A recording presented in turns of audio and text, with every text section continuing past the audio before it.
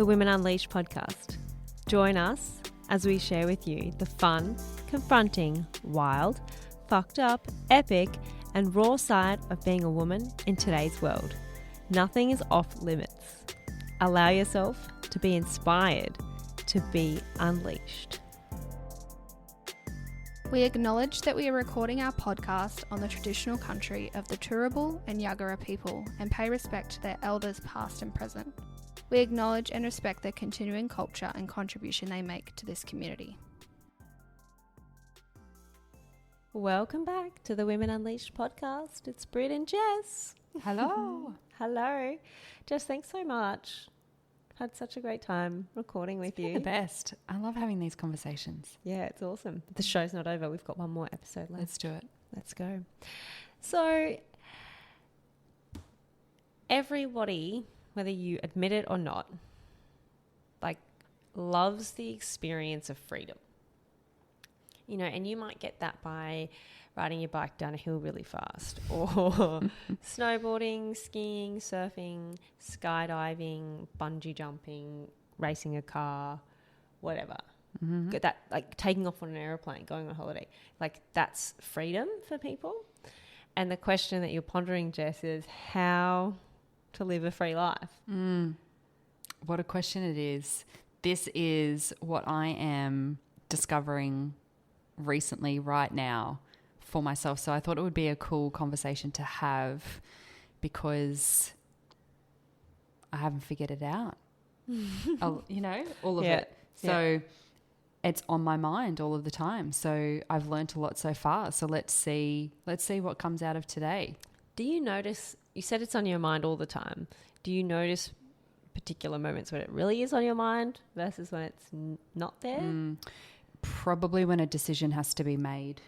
So you're like, how do I get free of this? Yeah, when I can feel the limitation or the decision making is hard because I know what my heart and soul is saying, but then the brain starts to chime on in and say, oh, Jess, yes, but have you thought about that? Or, oh, Jess, yes, but have you thought about how much that'll cost? Or, oh, Jess, have you thought about what that means for your future 2 years down the track when I thought you wanted to be here and you shouldn't be doing this and then it means you should do that. And then that's fucking exhausting, Jess. Isn't it? I'm tired already. So that's what goes on. I really believe wholeheartedly that the roadblock to us living that free life is when we ignore the little whispers from our heart and soul. So you could say we ignore ourselves.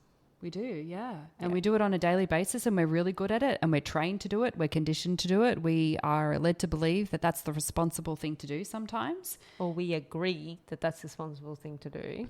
Yep. Exactly. So, and it's totally shit. It's totally shitty.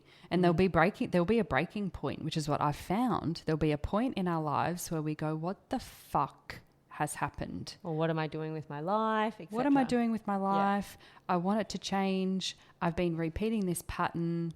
Why? Why? What's the purpose of it all? What is the purpose of even being here? What's the purpose? I don't get it. So, oh my Lord. Those big questions then. Yeah. Because if we're asking them, we don't feel free. And I've pondered on that for a lot in the last 12 months. What's the point of me even being here? And if we're asking that, we have so much lack of expression. I don't know if that's grammatically correct. Don't judge me, people. Maybe, so you have a lack of expression? Yeah. Yeah. Okay. Yeah. And courage. Because it takes a damn lot of courage to act on what your soul is telling you to do or not to do. Yeah, it does. Because it really usually does. it's against the grain. Yeah. Yep. So you want me to share what I think living a free life is? What do you think? think? I haven't actualized it, but I'm on the way.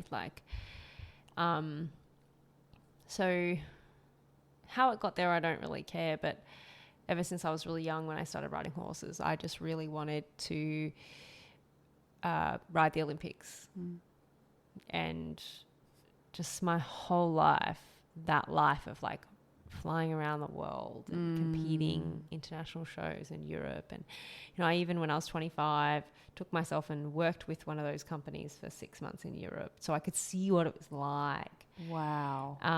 And I told myself that the way I was going to get there was to work hard, like go to uni, work hard in a company, become CEO, then I'll have enough money to do it. And then I also said, if I'm not writing by 30, then I've got to stop that plan and go for another one. Anyway, I wasn't writing by 30. I'm 30 later this year. And that whole time I was just like, it was like pushing shit uphill because I was doing something. Like I was never going to actualize that goal. Being a CEO of a publicly listed company. Hello, they work 7 days a week, if not more. Yeah. How the fuck am I might have some money, but I'm not going to have any time to train and travel and write. Yeah. I love how you're laughing because to you it's real clear, but to me it wasn't. Yeah. Like it is. It's hilarious. Yeah. It's laughable. Yeah, it is. And so for 11 years, that was my life and it was just so fucking tough. Like it was like living a lie. Yes. There's that feeling every day, right? Yeah. So what was your feeling or little voice? Because what were the little whispers that you were ignoring because you just knew you weren't listening to yourself or what your soul wanted? Oh, it was just like everything was a lie. Yeah. Like everything was a lie that came out of my mouth. Wow. Yeah, that's the experience now looking back on it. It was just like so inauthentic.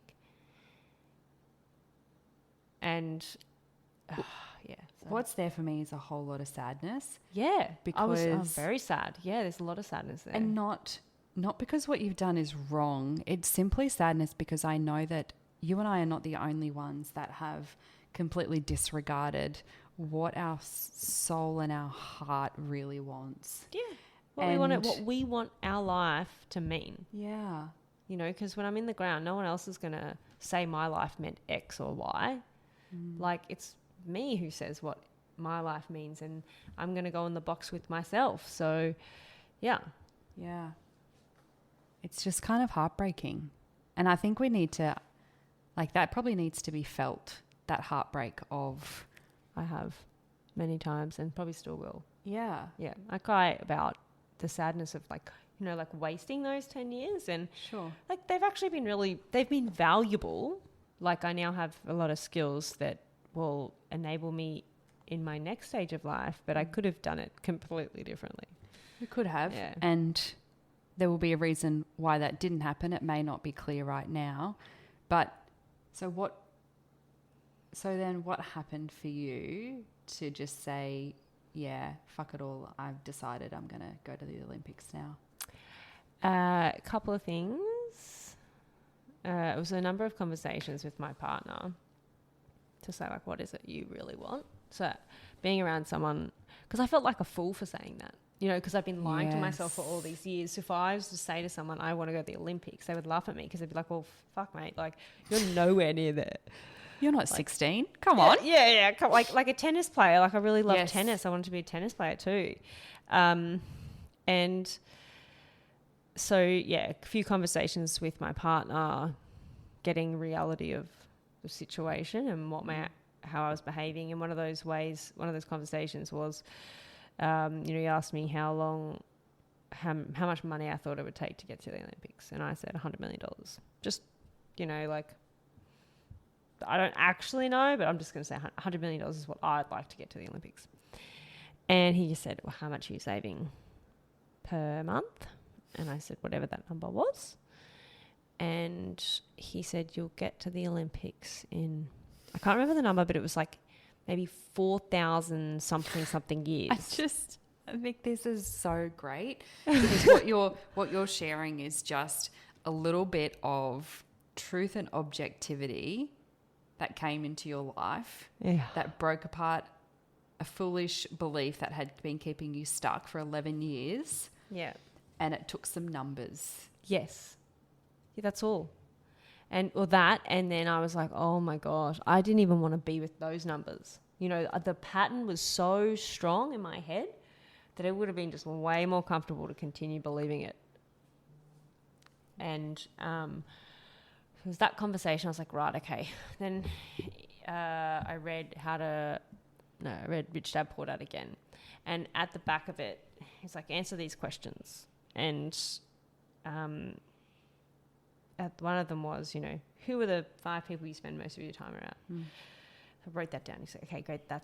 You're an average of that. And I was like, oh my God, I spend most of my time at work, and all those people they're great, but like they're an employee of a publicly listed company. That's not what's going to get me there. I need to shift. And so I had already earlier that year asked to go part-time, and I didn't really I chickened away from it. And so then I went back to my boss and I was like, right, this has got to happen. And then so I just started making that shift and was intentional about creating that. So I replaced myself at work, went down to 2 days a week, and now I'm on that like journey, and sharing with people that that's what I'm going to do was scary. And so many people love hearing about it. They're like, oh my God, I've never met an Olympian before. And this, like, I really want to bring so much attention to what you've just said, because I think it's so important. And I've had so many people say this to me in the last few weeks. So you've just said how it was so terrifying to tell people what you really wanted to do and what you've decided to do. Yeah. And you were met with what? You were met with amazement. You were met with people feeling quite inspired. Yeah. People were like, oh, that's so cool. Like, I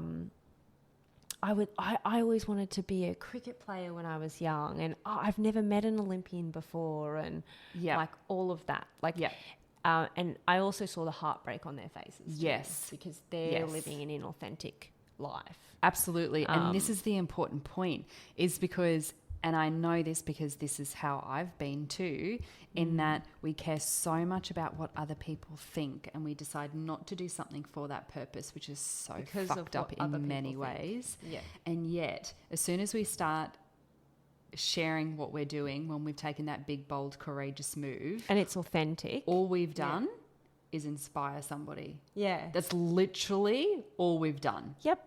Exactly. Let that land, people, because if you are worried about taking a leap of faith and worried about what other people think, let me tell you something right now, that everyone around you wishes they were courageous enough to do the same. Yeah, I promise you, promise you. I spend time with hundreds of people every week, every month, and with their deepest, darkest desires, and with my own.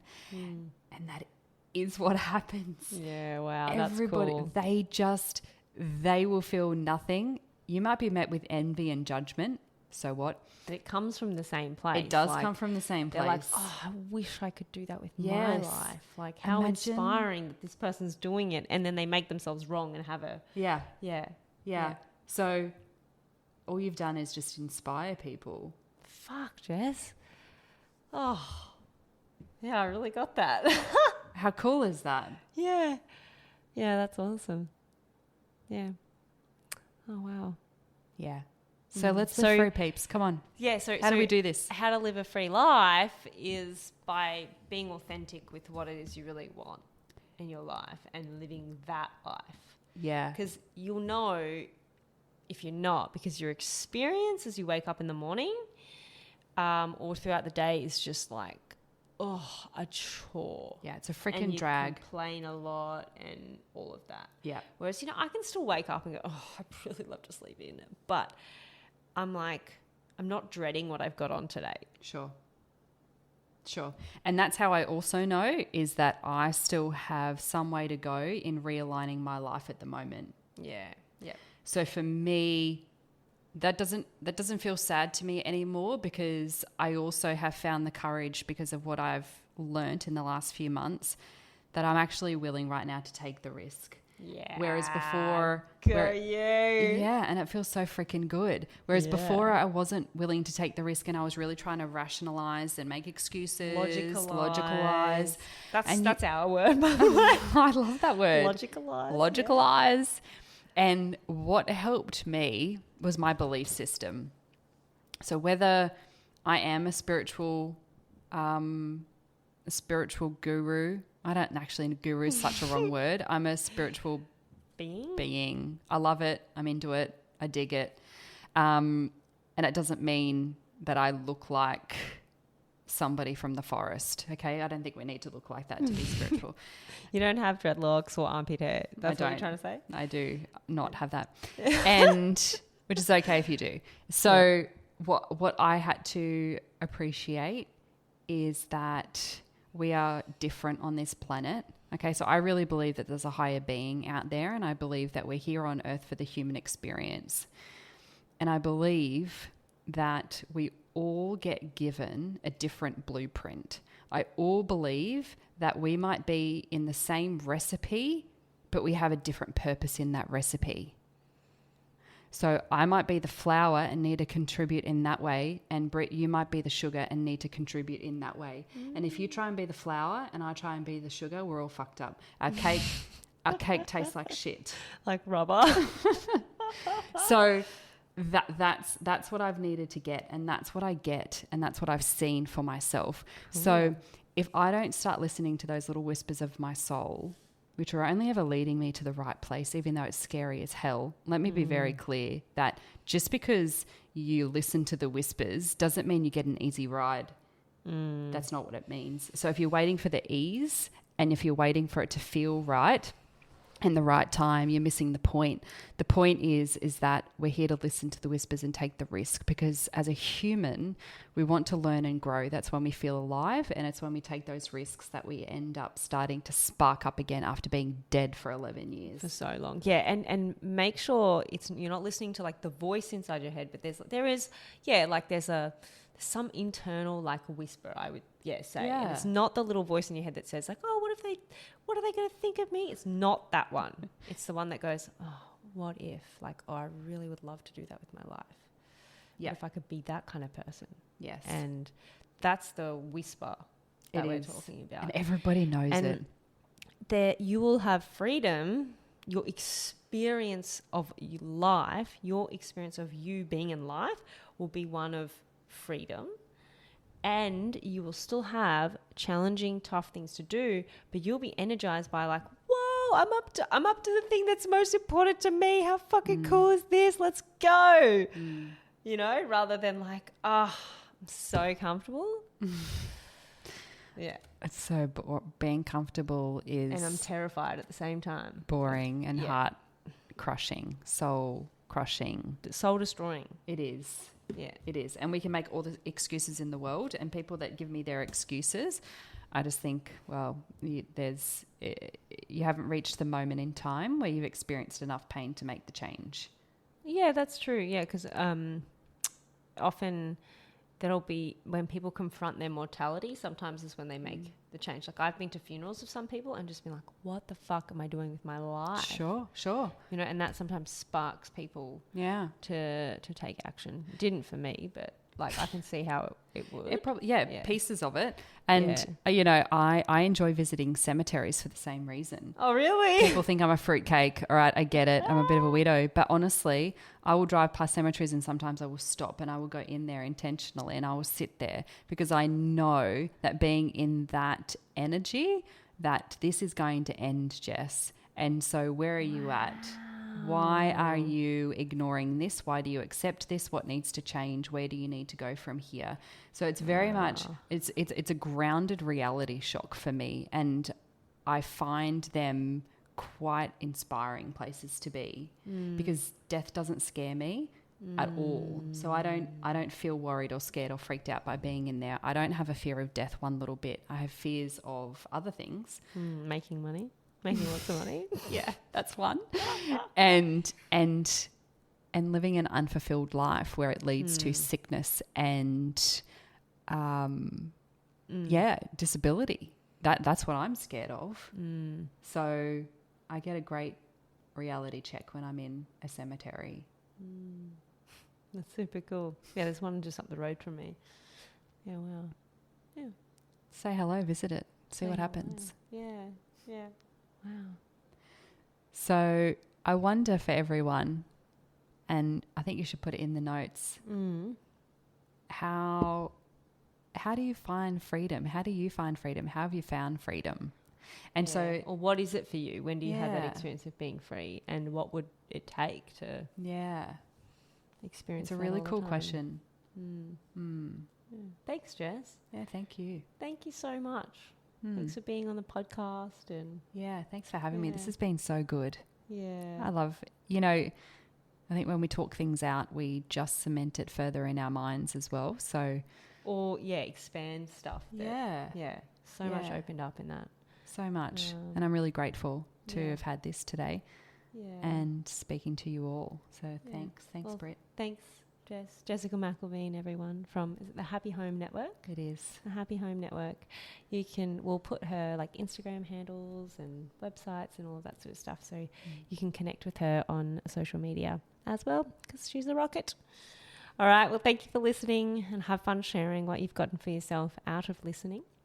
Our goal is for our content to reach as many people as possible and be the #1 women empowerment podcast in Australia. Our call to action is that you contribute to your women in your life by sharing this episode, subscribing to our podcast, giving us a 5-star rating, and leaving a review. Bye for now.